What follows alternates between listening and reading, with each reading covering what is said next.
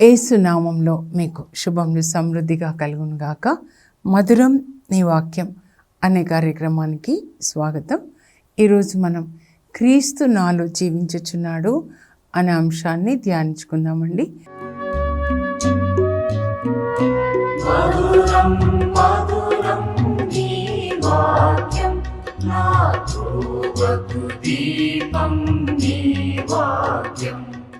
కొలోసి 1:27 పౌలు ఏమని రాస్తాడంటే, మహిమ నిరీక్షణకు కర్తయైన క్రీస్తు నాలో జీవిస్తూ ఉన్నాడు. ఇదే రహస్యము దేవుడు మరి నాకు బయలుపరిచారని చెప్తారనమాట. పరమ రహస్యం, చాలా తరాల నుంచి ఉన్న రహస్యాన్ని ఆయన నాకు బయలుపరిచాడు. క్రీస్తు నాలో జీవిస్తున్నాడు. మహిమ నిరీక్షణకు కర్తయైన క్రీస్తు. అలాగే పౌలు 14 లేఖలు మనం చూసినట్లయితే, ఇంకా గల్లితీ పత్రిక 2వ అధ్యాయంలో 19-20 వచనాలండి.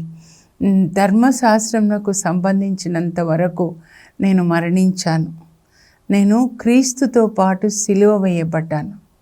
ఇక జీవించున్నది నేను కాదు, క్రీస్తే నా యందు జీవిస్తున్నాడు. క్రీస్తుతో పాటు నేను సిలువ వేయబడ్డాను. అందుకే ఇది తీసుకొచ్చానండి. సిలువ వేయబడ్డం అంటే క్రీస్తుతో పాటు శరీరాన్ని సిలువ వేసుకోవడం, అంటే శరీర వాంఛలని సిలువ వేయడం. ఏం తినాలి, ఏం త్రాగాలి, ఏం ధరించాలి, ఈ శరీర వాంఛలని గురించి పౌలు గలతీలోనే రాస్తాడు. 5 రకాల విముక్తిని గురించి రాస్తాడనమాట. గలతీ పత్రికలో 1:4 ఏంటంటే, ఈ యుగ సంబంధమైన దుష్ట యుగం నుంచి ఆయన మనకి విముక్తినిచ్చాడు. ఎలా ఉందండి దుష్టం? ఇప్పుడు యుగము ఎంత దుష్టంగా ఉంది కదా, కానీ దాని నుంచి మనకి విముక్తినిచ్చాడనమాట. 5:1 ఏం రాస్తాడంటే, మీకు యేసుక్రీస్తు విముక్తినిచ్చాడు కనుక మరల బానిసత్వం అనే కాడి మీ మీద పడకుండా జాగ్రత్త పడండి. మనం ఎక్కడెక్కడ బానిసలుగా ఉన్నాము. క్రికెట్, తిండిపోతుతనము, ధనాశ. గలతీ 5లో రాస్తాడు పౌలు అనమాట. ఏమని రాస్తాడంటే 19-21 వరకు మన శరీరంలో పనిచేసేటటువంటి విగ్రహాలు. అలాగే కొలొస్సి 3:5లో కూడా రాస్తాడు అపవిత్రత, అపవిత్రమైన మాటలు, చూపులు, వినికిడి. ఇవే అండి దయ్యాలు, లోపల ఉన్నటువంటి విగ్రహాలు. ఆ అపవిత్రత అనే దయ్యం ఉంది అంటే ఇంప్యూరిటీ అన్నమాట. అంత ఇంప్యూర్ టాక్, ఇంప్యూర్ చూపులు, అన్నీ కూడా అపవిత్రమైనవి అన్నమాట. తర్వాత జారత్వము, పాపపు బొమ్మలు చూడడం అన్నమాట. ఫార్నికేషన్ అంటారు, సెక్స్ బిఫోర్ మ్యారేజ్. అంటే కన్నులతో చూసి మనసుతో వ్యభిచరించినట్లే అంటారు యేసుప్రభు. పాత నిబంధన శరీరం వరకే ఆ బాహ్యమైనటువంటి పరిశుద్ధతను గురించి మాట్లాడుతుంది, కానీ యేసుప్రభు బాహ్యాన్ని గురించి ఎప్పుడు మాట్లాడండి. నూతన నిబంధన యేసుప్రభు అంతరంగాన్ని గురించి మాట్లాడతాడు.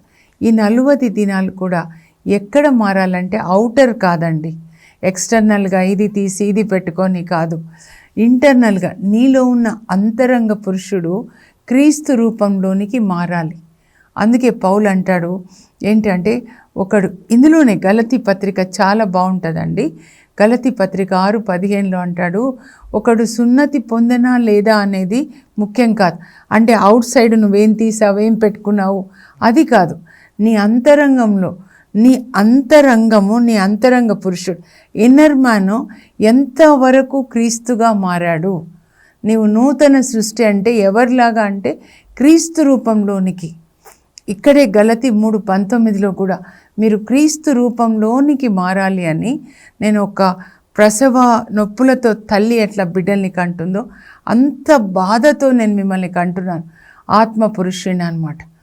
ఔటర్ మ్యాన్ శరీరం అండి, జంతువులు కూడా శరీరమే, కానీ ఇన్నర్ మ్యాన్ ఏంటంటే మనం అంతరంగ పురుషుడు, ఆత్మ, దేవుడు ఆత్మ. కనుక మాలాగా మానవుడు మమ్ము పోలి జీవించాలి అని మనల్ని సృజించారు ఆదికాండం 1:26లో. కానీ సాతాను ఏం పని చేస్తాడంటే, మానవుడు మావలే మమ్ము పోలి ఉండాలి అని మీటింగ్ అనమాట డెవిల్స్తో. అప్పుడు ఆ డెవిల్స్ని పంపిస్తాడు. ఒక్కొక్కరికి 7 కనీసం పంపిస్తాడంట నరకానికి తీసుకొని రమ్మని. గర్వము, కోపము, అసూయ, ధనాశ, సోమరితనం, తిండిపోతనం, మోహం అన్నమాట. ఈ అంతరంగంలో ఉన్న జైంట్స్ని మనం జయించాలండి. అందుకే విశ్వాస వీరుల జాబితా హెబ్రీ 11లో రాసి వాళ్ళందరూ వేటిని జయించారంటే సంసోన్ కావచ్చు, దావీదు కావచ్చు, వాళ్ళు దేశాల్ని జయించారు, సింహాల్ని జయించారు. కానీ వాళ్ళలో ఉన్నటువంటి ఆ ఇన్నర్ జైంట్స్ని జయించలేకపోయారు. స్త్రీకి పడిపోతాడు సంసోన్ కదా, ఏసావు తిండికి పడిపోతాడు. అలా అంతరంగం. అందువల్ల 12 హెబ్రీ 11 కంటిన్యూషన్ 12వ అధ్యాయం. అక్కడ ఏంటంటే వీళ్ళందరూ కూడా వాళ్ళలో ఉన్న వాటిని జయించలేదు. కానీ ఇప్పుడు మనందరం యేసు వైపు చూద్దాం. విశ్వాసమునకు కర్త దాన్ని కొనసాగించేవాడైన యేసు వైపు, ఆయన మీద ఫోకస్ చేసి ఆయన ఇంటర్నల్ అంటే ఆయన ఈ లోక ఆశలు జయించాడు. సాతాను శోధిస్తాడు, రాళ్ళు రొట్టెలుగా మార్చుకో, నీ ఆకలి తీర్చుకో, నువ్వు దేవుని కుమారుడైతే అని.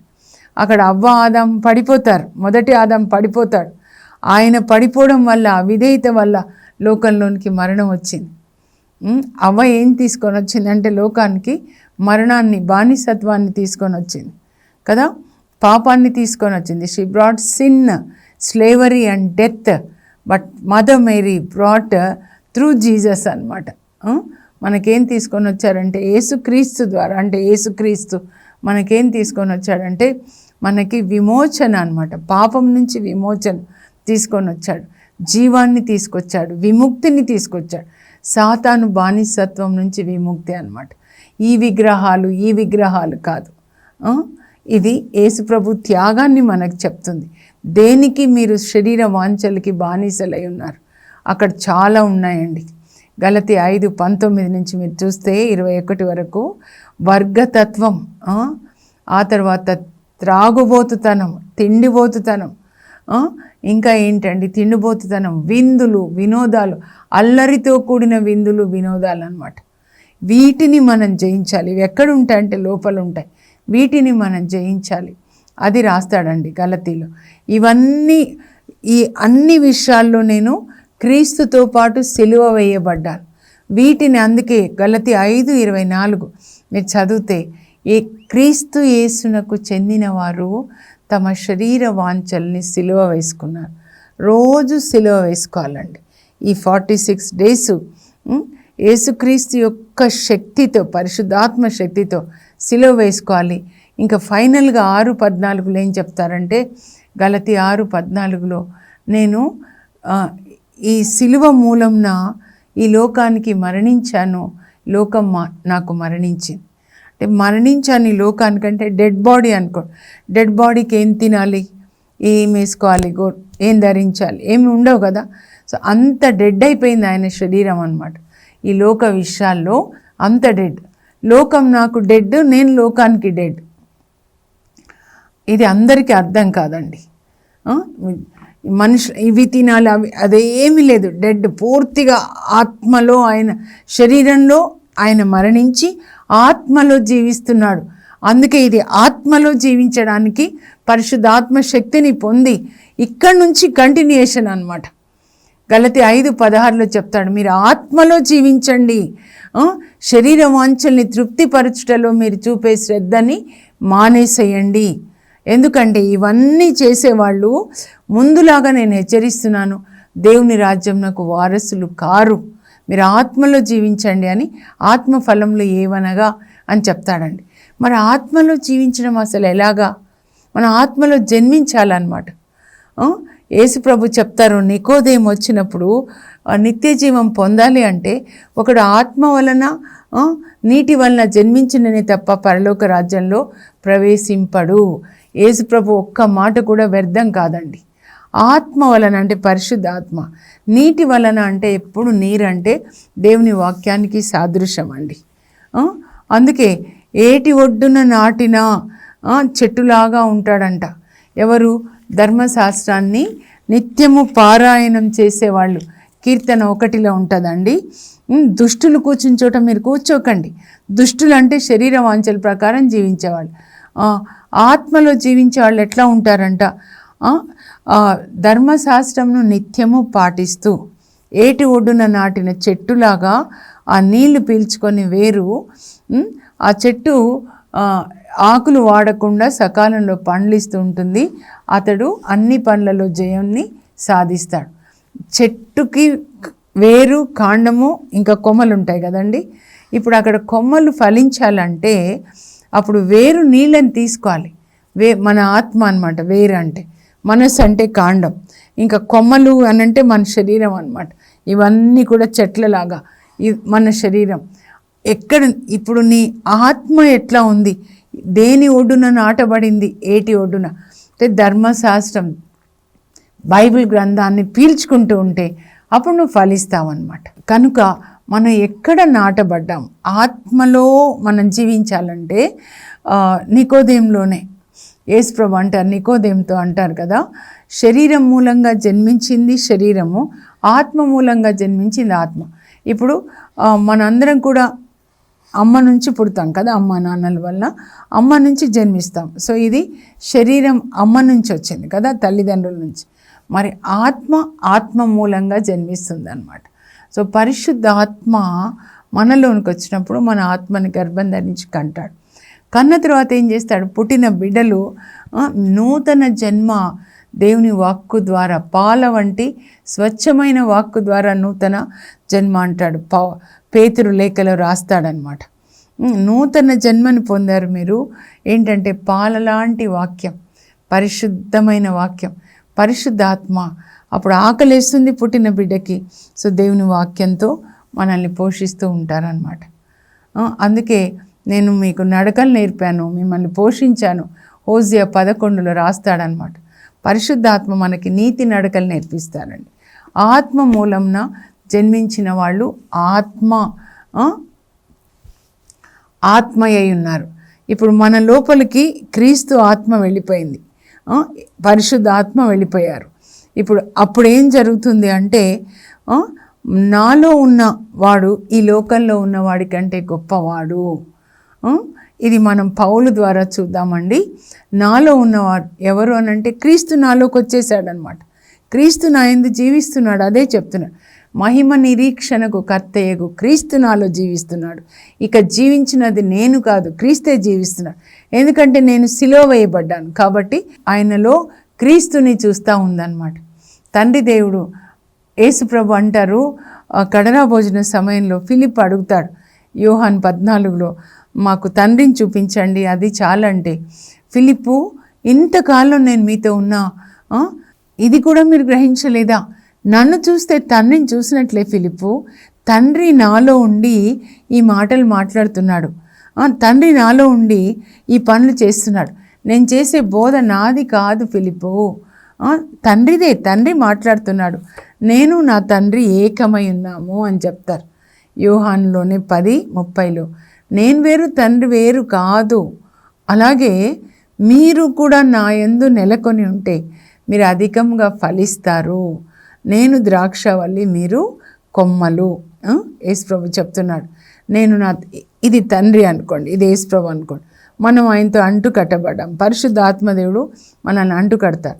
అప్పుడు ఇక్కడి నుంచి రసం ఇందులోకి వచ్చి కొమ్మ ఫలిస్తుంది. నేను లేకుండా మీరేమీ చేయలేరు. ఇది నూతన నిబంధన అండి. మనలో క్రీస్తు జీవిస్తాడు, పరిశుద్ధాత్మ జీవిస్తారు. అప్పుడు మన ఆత్మ క్రీస్తు ఆత్మ ఏకమవుతాయి అన్నమాట. అందుకే 1 కొరింథీ 6లో 13 నుంచి 20 వరకు అండి, మీరు మెల్లగా చదివితే పౌలు ఏం చెప్తున్నాడంటే, మానవ శరీరము తిండి కొరకు కాదు, వ్యభిచారం కొరకు కాదు. దేవుడు ఆ రెంటిని నాశనం చేస్తాడు. మానవ దేహము దేవుని కొరకు. ఆయన తన రక్తాన్నిచ్చి మిమ్మల్ని కొనుక్కున్నాడు. కనుక వ్యభిచారం నుండి పారిపోండి. Flee from adultery. మీకు తెలియదా మీ దేహము దేవుని ఆలయమని? ఇప్పుడు నా ఆత్మ క్రీస్తు ఆత్మతో ఏకమైంది.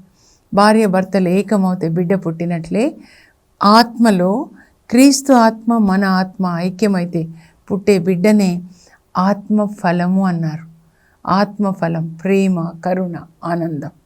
లోపల ఈ ఆత్మతో మనం క్రీస్తు ఆత్మతో ఐక్యమైనప్పుడు బయట ఫలాల ద్వారా తెలుస్తుందండి. మదర్ తెరీసా తల్లి, లేకపోతే శౌరి వారు, ఎవరైనా కావచ్చు, పునీతులు, హంగేరి, ఎలిజబెత్ అమ్మ, అపోస్తులు, వీళ్ళందరూ కూడా క్రీస్తుతో మీరు ఏకమయ్యారు. కాబట్టి ఇదే ఆత్మని మళ్ళా మీరు వ్యభిచరించినప్పుడు ఆ ఆత్మనంటే వేశ్యతో మీరు ఎట్లా ఏకం కాగలరు? ఆయన రక్తం ఇచ్చి మిమ్మల్ని కొనుక్కున్నాడు. క్రీస్తుతో మీరు ఏకమయ్యారు. మీ దేహం దేవుని ఆలయము కనుక ఈ దేహాన్ని మళ్ళా వేశ్యతో ఎట్లా మీరు కలుపుతారు? ఆయన తన రక్తం ఇచ్చి మిమ్మల్ని కొనుక్కున్నాడు కనుక మీ దేహములతో దేవుని మహిమపరచండి. Use your bodies for God's glory. This is God's temple. 1 కొరింథీ 3:16 కూడా అలాగే చెప్తారు. మీ దేహము దేవుని యొక్క ఆలయం అని చెప్తున్నాడు. దేవుని మహిమ కోసం మనం జీవించాలి. అంతరంగ పురుషుల్లో మార్పు రానప్పుడు ఈ అవుట్ సైడ్ అంతా అవసరం లేదండి. నిర్జీవ క్రియలు, ఇవి డెడ్ యాక్షన్స్ అన్నమాట. అందుకే మీరు పరిసయ్యుల కంటే, ధర్మశాస్త్ర బోధకుల కంటే నీతిమంతమైన జీవితం జీవిస్తే తప్ప పరలోక రాజ్యంలో ప్రవేశించరు. యేసు ప్రభు చెప్తారు. మత్తయి 5వ అధ్యాయం చాలా ముఖ్యమైనది.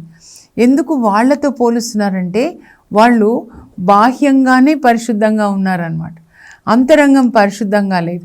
మీరు అంతరంగంలో శుద్ధిని కలిగి ఉండాలి. ఇన్నర్ మ్యాన్, నీ ఇన్నర్ మ్యాన్ ఎంతగా క్రీస్తు రూపంలోనికి మారుతున్నాడు అనేది ముఖ్యం. Outer man is not important అన్నమాట. అది దాని మీద ఫోకస్ చేయాలి. ఇప్పుడు క్రీస్తు నేను ఏకమైనా, ఇక జీవించినది పౌలు కాదు, క్రీస్తు నా యందు జీవిస్తున్నాడు పౌలు చెప్తున్నాడు. ఇప్పుడు క్రీస్తు ఆయనలో జీవిస్తే ఎలా క్రీస్తు ఆయన ద్వారా పని చేస్తున్నాడో మనం చూద్దామండి.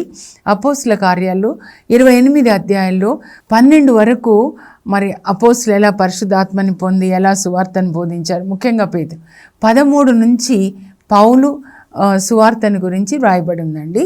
13-14 మొదటి సువార్త ప్రయాణం క్రీస్తకము 48-49 అన్నమాట. ఆ సంవత్సరాల్లో అక్కడ ఆయన మొదటి సువార్త ప్రయాణంలో బర్నబాతో మార్క్తో కలిసి అలా వెళ్తాడు గలతీ పట్టణానికి, ఏషియన్ పట్టణాలకు అన్నమాట. అప్పుడు పాఫో అనే ఒక ద్వీపానికి వచ్చినప్పుడు అక్కడ ఒక మాంత్రికుడు ఎలిమాస్ అన్నమాట. ఎలిమాసు ఆ ద్వీపంలో ఉన్నటువంటి అందరినీ మంత్రశక్తితో కట్టేస్తాడండి. ఆ దీవికి పాలకుడు హెడ్ ఎవరంటే సెర్జియా పౌల్. మీరు కన్ఫ్యూజన్ కాకూడదు. అప్పుడు అందరినీ వాళ్ళందరూ ఈ మాంత్రికుడిని ఎలిమాస్ని, ఆయన యూదుడు కూడా చూడండి, అందరూ ఆయననే దేవుడు అనుకొని ఆరాధిస్తున్నారనమాట. అప్పుడు ఈ దేవుడు అక్కడికి పౌలుని తీసుకొని వెళ్ళినప్పుడు సువార్తని బోధిస్తూ ఉంటే వినాలని ఆయనకి ఆ ద్వీపం యొక్క పాలకునికి కోరిక కలుగుతుంది అనమాట. సెర్జియా పౌల్ అందుకని పిలిపించుకుంటాడు. అప్పుడు చెప్తూ ఉన్నప్పుడు ఈ మాంత్రికుడు ఎలిమాసు ప్రతిఘటిస్తాడు, నువ్వు ఇక్కడ చెప్పడానికి వీల్లేదని.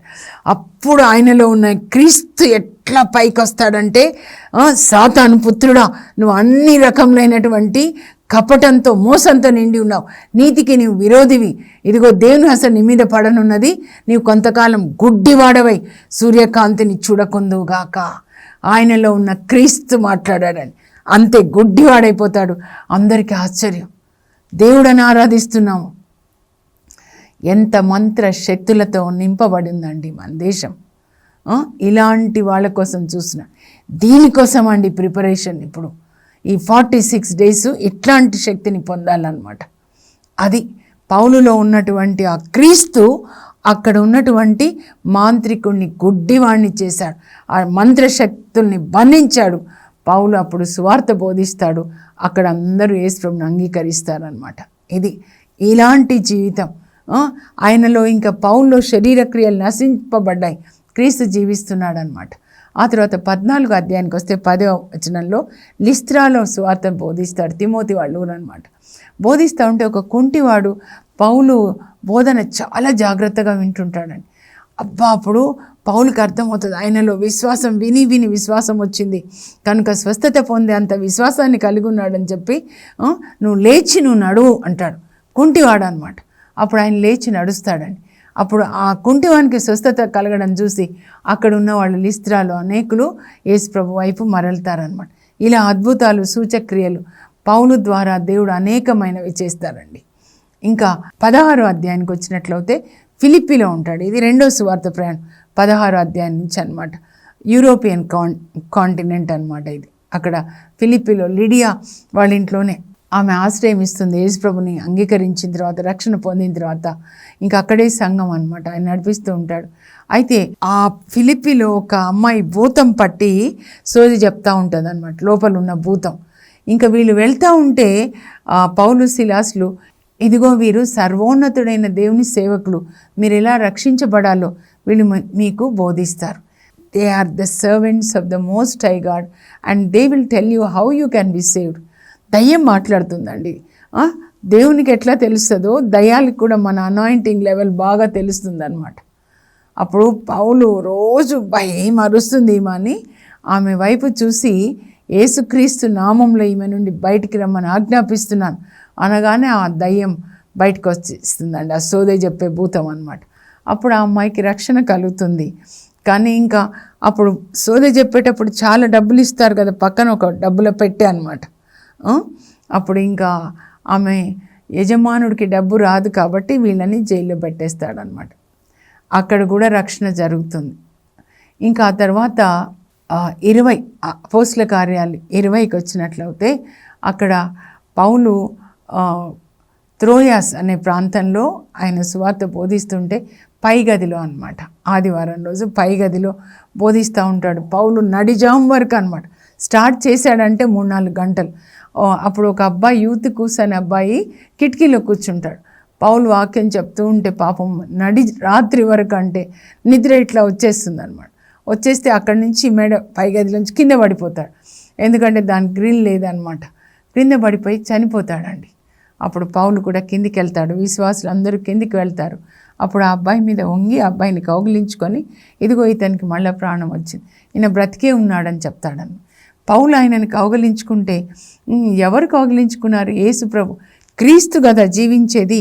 ఆ క్రీస్తు యొక్క జీవం ఆయనలోకి వెళ్ళి ఆయన బ్రతుకుతాడనమాట. ఇది జరగాలండి మనకి. ఇప్పుడు మనకి ఇది జరగాలన్నమాట. సెయింట్ ప్యాట్రిక్ గారు 5వ శతాబ్దంలో ఐర్లాండ్లో ఉంటారండి. ఆయన ఎప్పుడూ ఒక చిన్న ప్రార్థన తన నోటితో చెప్తారనమాట. నేను ఈ నీతిమంతులకు దీవెనలు అనే బుక్లో రాశాను. క్రీస్తు నాలో ఉన్నాడు, క్రీస్తు నా ముందు ఉన్నాడు, క్రీస్తు నా వెనకాల ఉన్నాడు, క్రీస్తు నా పైన ఉన్నాడు. ఎప్పుడు కూడా he was conscious of presence of Christ in him అనమాట. సో క్రీస్తుని గురించిన జ్ఞానం అంతా ఆయనలో ఉంటుంది. పౌలు కూడా అంటాడు ఫిలిప్పీ 3:8, క్రీస్తును గూర్చిన జ్ఞానంకై సమస్తాన్ని నేను చెత్తగా భావిస్తున్నాను. ఎప్పుడు యేసు ప్రభు ఎలా స్వస్థతలు చేశారు, ఎలా మరణించిన లాజర్ని లేపారు, అదే వాక్యమంతా ఇక్కడ ఉండడం, మనసులో మననం చేసుకోవడం అన్నమాట. అలాంటిది అక్కడ ఐర్లాండ్లో ఉన్నప్పుడు ఒక తల్లి బాబు చనిపోయాడని ఏడుస్తూ ఉంటుందంట. అప్పుడు ఈయన అటు వెళ్తున్నారు, ఫాదర్ అనమాట, ఐర్లాండ్లో వెళ్తూ, ఏమ్మా అంటే బాబు చనిపోయాడు, పాము గరిచిందని. అవును అమ్మాయి ఎక్కడికి వెళ్ళిపోయిందంటే, అదిగో కరిచి అట్లా వెళ్ళిపోయింది అంటే ఆ బాబుని లేపుతాడు జీవంతో, యేసునామంలో బాబుకి ప్రాణం వచ్చును గాక. ఆ పాము ఎక్కడ వెళ్ళిందంటే చూపిస్తే పాముని ఆజ్ఞాపిస్తాడు బయటికి రా అని, యేసునామంలో అంటే బయటకు వచ్చేస్తుంది. ఆ పాముని పట్టుకొని యేసునామంలో నేను ఆజ్ఞాపిస్తున్నాను అవుట్ ఆఫ్ ఐర్లాండ్, ఇంకా మళ్ళీ ఐర్లాండ్లోకి రావడానికి వీల్లేదని. చూడండి, ఎప్పుడు 460 అంటే 5వ శతాబ్దం కదా, ఇప్పటికీ కూడా ఐర్లాండ్లో ఒక పాము లేదు. మీరు భూమి మీద ఏది బంధిస్తే అది పరలోకంలో బంధించబడుతుంది. ఆయన బంధిస్తాడు, అప్పుడు దేవుడు బంధించాడు. ఇప్పటికి కూడా పాములు ఉండవన్నమాట. ఆ రాజుగారికి తెలుస్తుంది ఈయన చనిపోయిన వాళ్ళని లేపుతాడని చెప్పి, వాళ్ళ కొడుకు చనిపోతాడనమాట. 10 రోజులు అవుతుంది రాజుగారి కొడుకు. నా కొడుకు నువ్వు లేపుతావంటే, నేను కాదయ్యా, నాలో ఉన్న క్రీస్తు, నేను కాదు, కానీ ఎక్కడ అని సమాధి తవ్వి పెట్టె తెరిస్తే యేసు ప్రభు యొక్క జీవం ఈయనలోనికి వెళ్ళును గాక, ఈయనలోనికి తిరిగి ప్రాణం వచ్చును గాక అని అంటాడనమాట. అప్పుడు ఆయనలో ఉన్న క్రీస్తు బాబులోనికి వెళ్ళి బాబు బ్రతుకుతాడండి. 6 నెలల క్రింద చనిపోయిన వాళ్ళని కూడా బ్రతికిస్తాడంట. అంటే ఆయన చెప్తాడు, నాకు తెలీదు, నాలో ఉన్న క్రీస్తు చేస్తాడు, నేను కాదు. నేను తాకితే నేను కాదు, క్రీస్తు తాకుతున్నాడు. అలా అది మనం కలిగి ఉండాలన్నమాట. సెయింట్ ప్యాట్రిక్ గారి ప్రార్థన కూడా చదువుతానండి. క్రీస్తు నాలో ఉన్నాడు, క్రీస్తు నా ముందు ఉన్నాడు, క్రీస్తు నా వెనుక ఉన్నాడు, క్రీస్తు నా పైన ఉన్నాడు, క్రీస్తు నా చుట్టూ ఉన్నారు. Christ beside me, Christ before me, Christ behind me, Christ within me, Christ beneath the, Christ above me. అలాగే పౌలు యొక్క అద్భుతాలు కూడా చదువుతానండి. పౌలు పాఫో దీవిలో ఎలిమాస్ అను మాంత్రికుడిని ఎదిరిస్తాడు. అంతే, అతడు గుడ్డివాడైపోతాడు. లిస్త్రాలో కుంటివానికి స్వస్థతనిస్తాడు. ఫిలిప్పీలో బానిస బాలికకు విడుదలనిస్తాడు. పౌలు యూతికోసును బ్రతికిస్తాడు. ఇప్పుడు ప్రార్థన చేసుకుందాం. పరలోకపు మా తండ్రి, నీ పరిశుద్ధ నామం నాకు స్తోత్రం కలుగును గాక. ఈ 46 దినాలు కూడా నీ వాక్యాన్ని మేము చదివి ధ్యానిస్తూ హృదయంలో దాచుకొని ప్రభా నోటితో పలుకుతూ ఆ వాక్యం ప్రకారం జీవించి ఇక జీవించినది నేను కాదు, క్రీస్తే నా యందు జీవిస్తున్నాడు అని పౌలు చెప్పిన విధంగా జీవించే కృప మాకు దయచేయండి. యేసు నామంలో అడుగుచున్నాం తండ్రి, ఆమెన్. ఈ 46 దినాలు పరిశుద్ధాత్మ శక్తి చేత శరీర క్రియల్ని నశింపజేసి క్రీస్తు మనలో జీవించాలి, మనం మరణించాలి, మనలో క్రీస్తు జీవించాలి, క్రీస్తు మన ద్వారా లోకానికి మేలు చేయాలి. God bless you. Have a blessed day.